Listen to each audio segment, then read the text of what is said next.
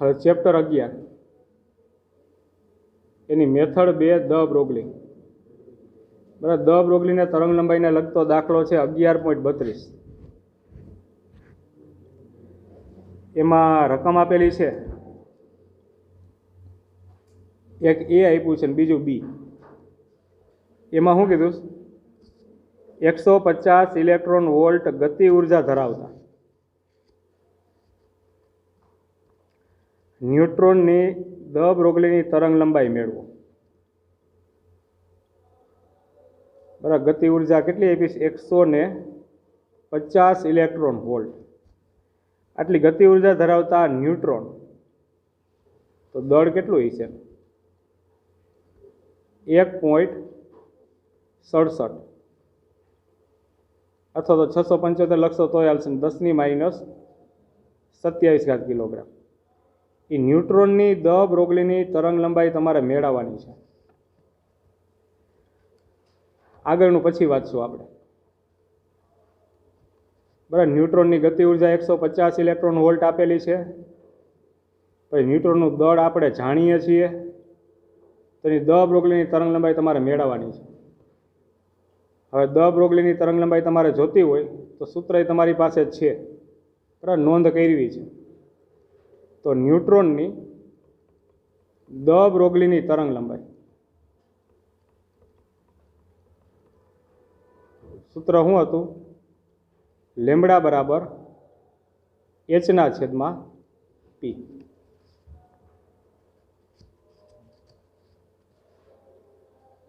એમાં જો એચનું મૂલ્ય તમને ખબર છે, વેગમાન મારી પાસે નથી. વેગમાન મળે તો દ બ્રોગલીની તરંગ લંબાઈ ન્યુટ્રોનની મળી જાય. વેગમાનનું સૂત્ર એક તો અહીંથી વેગમાન મળી કે p બરાબર mv. દળ અને વેગ હોવા જોઈએ, વેગ આમાં નથી, અહીંથી મળી જશે વેગ. અથવા ગતિ ઉર્જા તમને આપી તો ગતિ ઉર્જાનું સૂત્ર p²/2m હતું. ગતિ ઉર્જાનું સૂત્ર બરાબર g છે 1/2 mv². પણ આ મૂકવા કરતાં આ મૂકો એટલે અહીંથી વેગમાન મળી જાય, બરાબર. અથવા ડાયરેક્ટ જ સૂત્ર હતું ને એક, h/2me. અથવા સૂત્ર ઉર્જા આપી હોય ત્યારે આ સૂત્ર ડાયરેક્ટ મૂકી આપો.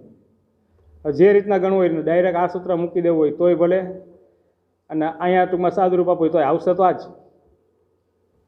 ડાયરેક્ટ જ મૂકી દઉં છું, બરાબર. અલગ અલગ ગણવું એના કરતાં લેમ્બડા બરાબર h/2me. e એટલે ઉર્જા, ઉર્જા તરીકે હું ગતિ ઉર્જા મૂકું છું. આમ બધી કિંમત આ 6.625 × 10⁻34 છેદમાં વર્ગમૂળમાં 2 1.675 × 10⁻27 અને કે એટલે 150 ઇલેક્ટ્રોન વોલ્ટ એટલે 1.6 × 10⁻19 વડે ગુણી નાખો એટલે જૂલમાં ફરી ગયું. હવે આનું સાદુરૂપ આપી દેવો તમે એટલે 2.34 અને ગુણ્યા 10⁻12 મીટર. આટલી એની તરંગ લંબાઈ, દ બ્રોગલીની તરંગ લંબાઈ આટલી આવશે.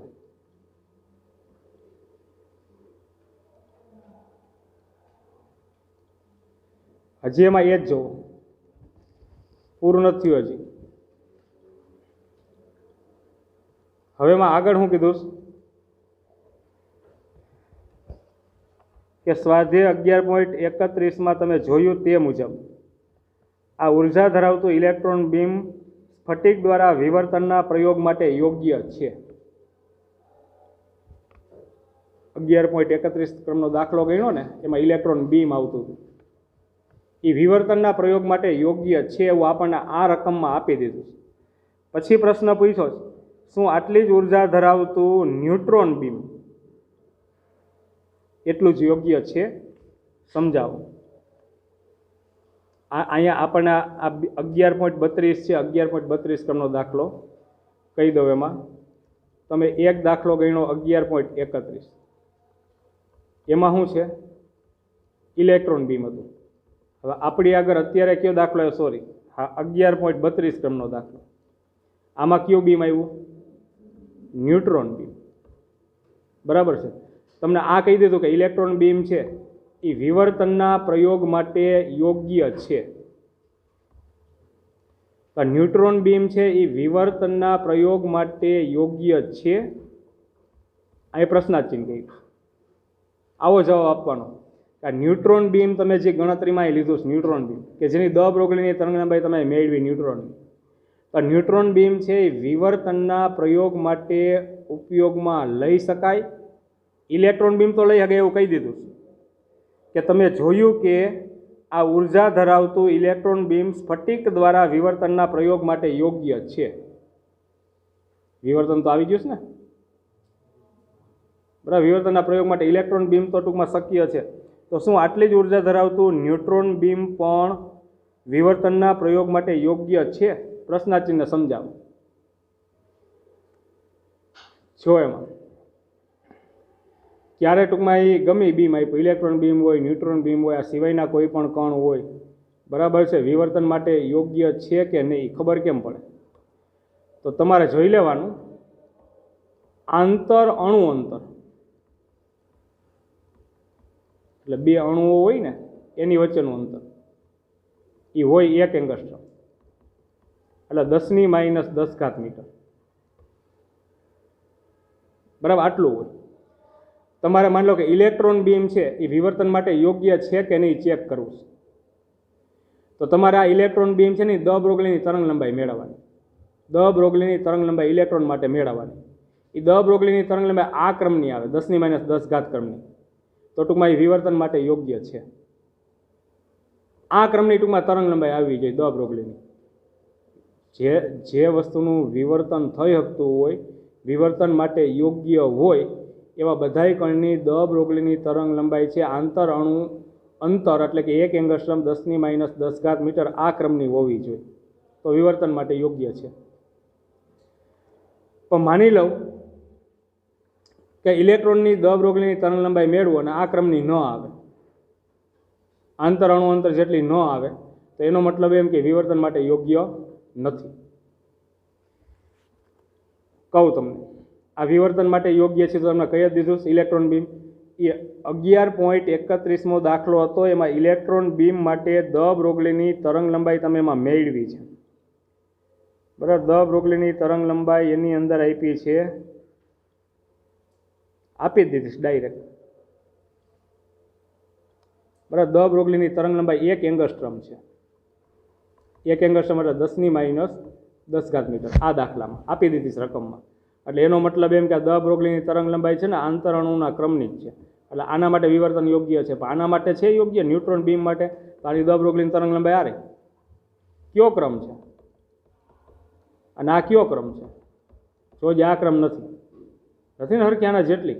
એટલે એનો મતલબ એમ કે આ વિવર્તન માટે આ લઈ શકાય નહીં, યોગ્ય નથી. જો યોગ્ય હોય ને તો અહીં 10ની દ બ્રોગલીની તરંગ લંબાઈ 10⁻10 હોવી. બરાબર. આનો જવાબ એવો લખ્યો કે વિવર્તન માટે યોગ્ય છે કે નહીં ન્યુટ્રોન બીમ, મારે એનો જવાબ આપવાનો. તો આવું લખી શકું કે ન્યુટ્રોનની તરંગ લંબાઈ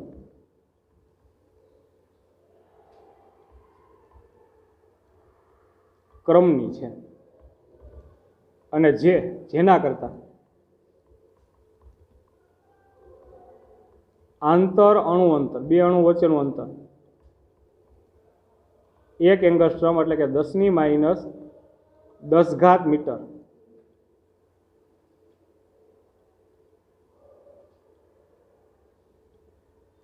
સો ગણું મોટું છે.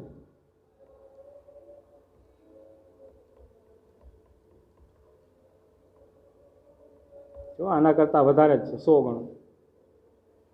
બરાબર. એટલે એનો મતલબ કે બે હરખા નથી. માટે આ ન્યુટ્રોન બીમ છે એ વિવર્તન માટે લઈ શકાય નહીં, યોગ્ય નથી ટૂંકમાં. હવે એમાં બી ગણતરી કરવાની કીધી. સી જો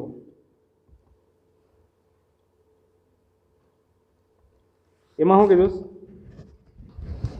કે ઓરડાના તાપમાન એટલે કે 27°C તાપમાને રહેલા થર્મલ ન્યુટ્રોન સાથે સંકળાયેલી દ બ્રોગલીની તરંગ લંબાઈ મેળવો.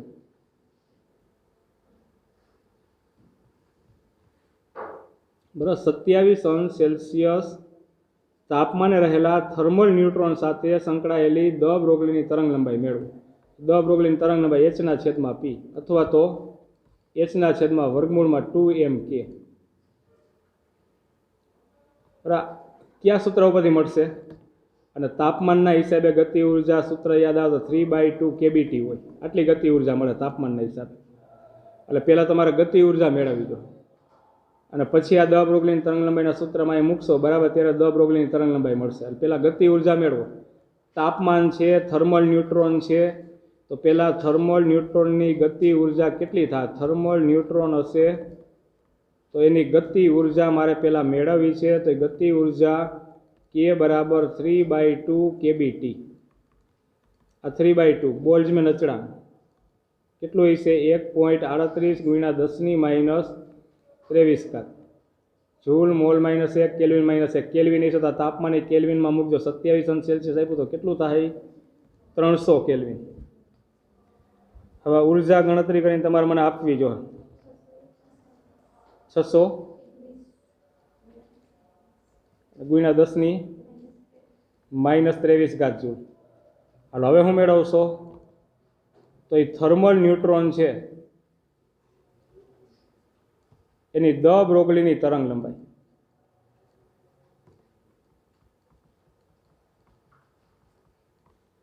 લેમ્બડા બરાબર h/વર્ગમૂળ 2mk। હાલો h એટલે 6.625 × 10⁻34। પછી છેદમાં વર્ગમૂળમાં આવશે 2 ન્યુટ્રોનનું દળ 1.675 × 10⁻27 અને કી મળ્યું 621 × 10⁻23। હવે આનું સાદુરૂપ આપી દેવો તમે એટલી આવશે 1.45 અને ગુણ્યા 10⁻10 મીટર અથવા તો 1.45 એંગસ્ટ્રોમ। હાલો જે પૂરું નથી થયું પછી તમને એવું કીધું છે એમાં બીની અંદર જ સમજાવો કે શા માટે ન્યુટ્રોન વિવર્તનના પ્રયોગો કરતા પહેલા ઝડપી ન્યુટ્રોન બીમને પર્યાવરણ જેવી ઉષ્મીય સ્થિતિમાં લાવવું જરૂરી છે। ટૂંકમાં સપાટી ઉપર ન્યુટ્રોન બીમ આપાત કરવું અને એનું વિવર્તન થાય બધી દિશામાં, બરાબર છે? વિવર્તન થાય તો આ પ્રયોગમાં એ પ્રયોગ કરતાં પહેલાં ન્યુટ્રોન હોય ને તો એને તમારે શું કરવું પડે? થર્મલ ન્યુટ્રોનમાં શા માટે ફેરવવા પડે એવો પ્રશ્ન પૂછ્યો છે। ન્યુટ્રોન વડે વિવર્તનનો પ્રયોગ કરતાં પહેલાં સમજાવો કે શા માટે ન્યુટ્રોન વિવર્તન પ્રયોગ કરતાં પહેલાં ઝડપી ન્યુટ્રોનને પર્યાવરણ જેવી જ ઉષ્મીય સ્થિતિમાં લાવવું જરૂરી છે। એટલે ટૂંકમાં એને થર્મલ ન્યુટ્રોનમાં લાવવું જરૂરી છે। શા માટે? વિવર્તનનો પ્રયોગ મેં તમને કીધું, આ ન્યુટ્રોન આ રહ્યું અહીંયા છે તો ન્યુટ્રોન હોય તો વિવર્તન થાય નહીં થાય। આંતરઅણુ અંતર કરતાં આંતર ઓછું એના જેટલું નથી, એટલે ન્યુટ્રોન હશે ને તો વિવર્તનનો પ્રયોગ જ ન થાય। જ્યારે અહીંયા આ થર્મલ ન્યુટ્રોન જો એની તરંગ લંબાઈ મેળવી તો આ કયા ક્રમની છે? આંતરઅણુ અંતર, તો અહીંયા વિવર્તન શક્ય બને। બે ગણતરી બાજુમાં છે, બરાબર? ન્યુટ્રોન ઝડપી ન્યુટ્રોન હોય 150 ઇલેક્ટ્રોન વોલ્ટ ઉર્જા ધરાવતો ન્યુટ્રોન છે એની દ બ્રોગલીની તરંગ લંબાઈ મેળવી તો આંતરઅણુ અંતર જેટલી નથી મળતી એના કરતાં ઓછી મળે, એટલે ટૂંકમાં અહીંયા વિવર્તન યોગ્ય નથી આ ન્યુટ્રોન માટે। પછી બીજી ગણતરી તમને થર્મલ ન્યુટ્રોનની કરવાની કીધી, એના માટે દ બ્રોગલીની તરંગ લંબાઈ મેળવવાની કીધી તો 10⁻10 મીટર આવ્યું। તો આંતરઅણુ અંતર એ 10⁻10 મીટર જ છે, તેના જેટલા જ ક્રમનું છે, એટલે એનો મતલબ એમ કે આના માટે વિવર્તન યોગ્ય છે। અને એ માટે શું કરવું પડે? આપણે ટૂંકમાં ઝડપી ન્યુટ્રોન હોય તો વિવર્તનનો પ્રયોગ કરો, શેમાં ફેરવવો જોઈએ? એને થર્મલ ન્યુટ્રોનમાં ફેરવવો પડે, પછી જ વિવર્તનનો પ્રયોગ આગળ વધે। આ ન્યુટ્રોનની મદદથી વિવર્તન ન શક્ય બને, થર્મલ ન્યુટ્રોનની મદદથી શક્ય બને છે। આ બે ગણતરી એવું દર્શાવે છે, એટલે જવાબ એવો લખવો પડે તમારે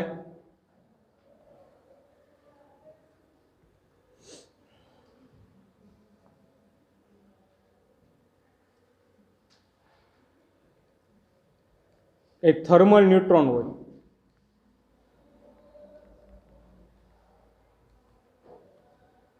બરાબર, એની દ બ્રોગલીની તરંગ લંબાઈ કયા ક્રમની આવે છે? તો કે આંતર અણુ અંતર ક્રમની છે. માટે વિવર્તન શક્ય છે થર્મલ ન્યુટ્રોન હોય તો. અને માટે આપણે શું કરવું પડે? ઝડપી ન્યુટ્રોન આપણી પાસે હોય તો એને શેમાં ફેરવવો જોઈએ? વિવર્તનનો પ્રયોગ કરવો હોય તો શેમાં ફેરવી નાખવો જોઈએ? થર્મલ ન્યુટ્રોનમાં ફેરવવો જોઈએ. બરાબર, એનો જવાબ. ખાસ કરીને આવી વસ્તુઓ છે ને, આ લખાણવાળી વસ્તુઓ એ થોડીક અઘરી લાગે. તો એકવાર વ્યવસ્થિત વાંચી લેવો ને પછી કંઈ પ્રશ્ન નહીં થાય. બરાબર, વિવર્તન ક્યારે શક્ય બને ને ક્યારે શક્ય ન બને એટલી ખબર હોવી જોઈએ. દ બ્રોગલીની તરંગ લંબાઈ છે આંતર અણુ અંતર 10⁻10 મીટરના ક્રમની આવે તો ટૂંકમાં વિવર્તન યોગ્ય છે એના માટે, અને એટલી ન આવે તો વિવર્તન યોગ્ય નથી. બરાબર, એટલું યાદ રાખવું જોઈએ. અહીં 11.32 ક્રમનો દાખલો અહીં પૂરો થાય.